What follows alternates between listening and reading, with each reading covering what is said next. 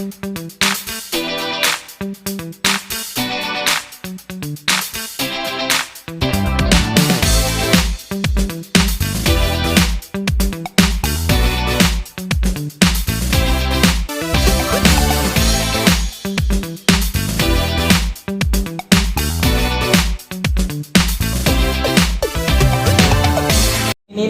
dot dari yang plaster tahap pertama kan?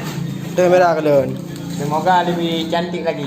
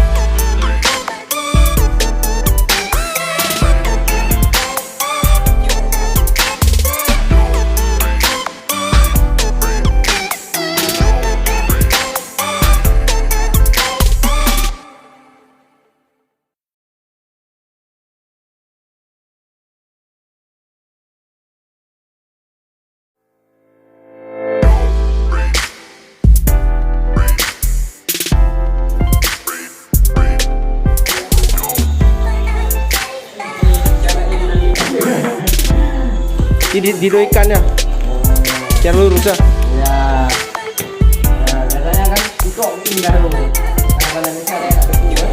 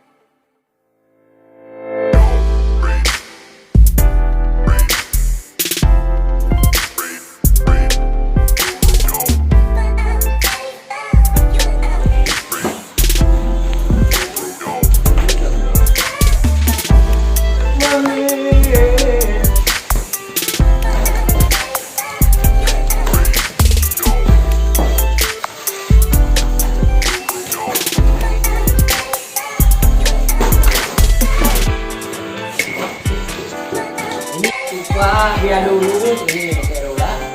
Saya kalau kita pengen lurus, ini pakai roller. Ini dari umur kan ada ini Pak ya. Ini cara plaster versi orang Aceh ya. Kan?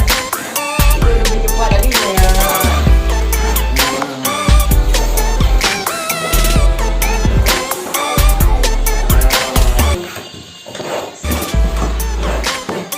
Jangan lupa nongkrong.